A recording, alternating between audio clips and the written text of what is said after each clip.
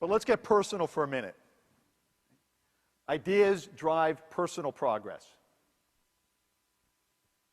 And what I mean by that, let's think about two dimensions of this: objects and ideas. And just think about what makes you effective. Well, we all need objects. We all need computers. We all need an office. We all need our iPhone or whatever we use. We all need software. We all need objects to be more effective. But we also need ideas to be more effective. But what's more important? What do we lack? Do we lack objects? I know in my world, as a dean of a business school, when I work with firms, I can't think of any other object I could use to be more effective. What I need are ideas. I need ideas how to reach my goals and objectives. And so what I want us to visualize is objects and ideas, and we have an object gap and we have an idea gap. And what idea hunters realize is that objects may be important, but what they have to do is close that idea gap every day. And close that idea gap to be a better specialist, to add value to the clients, whatever you're trying to achieve. So what's your gap? How can you close it? And how can you get smarter? I don't think it's about objects. I think it's about ideas. And along those lines, those ideas, let's not confuse innovation and creativity with originality. This is not about originality. Twyla Tharp is one of the world's greatest ballet choreographers, and her quote here says it all. I don't worry about originality at all. I find it, I use it, I get on with it. And they get on with it and they close that idea gap. Let's see that in action, and let's look at an idea hunter at work. Just one example. The gentleman here is Phil Schiller. Phil works with Apple.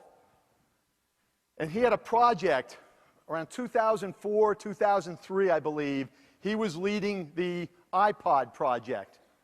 Now, the iPod today is kind of passé technology for a lot of you. I'm still kind of catching up with this technology, so I have an iPod.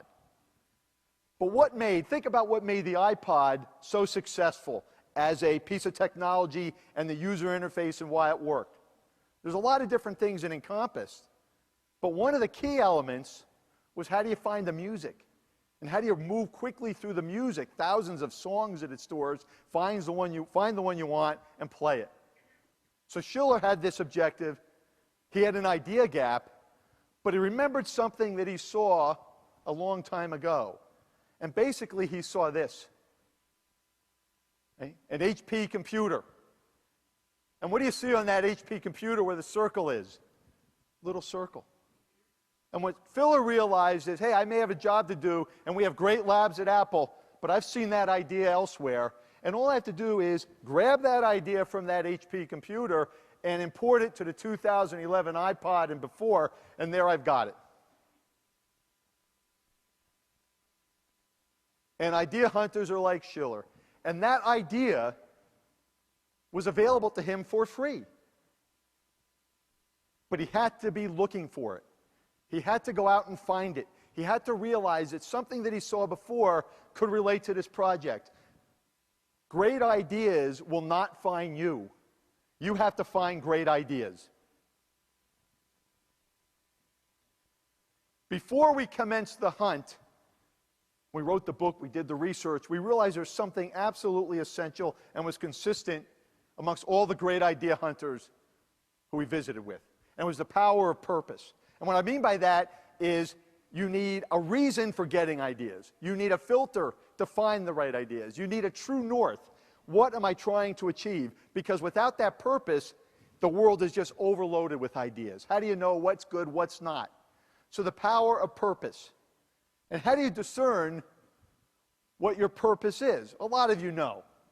But maybe it's not so clear. And maybe it has to be rethought to really move the firm forward. And so there's three dimensions to finding purpose. One is, what are you passionate about? What do you really care about and wake up and want to do? Now, I understand we're passionate about a lot of things. We have family, we have sports, we have reading, we have hobbies, whatever. But in terms of your professional life, what are you passionate about? Also, what are you good at? You might be passionate about something. When I was younger, I would love to have been an NFL quarterback, but the DNA wasn't going to work out. So you're any good at what are you passionate about? And finally, does the world need it?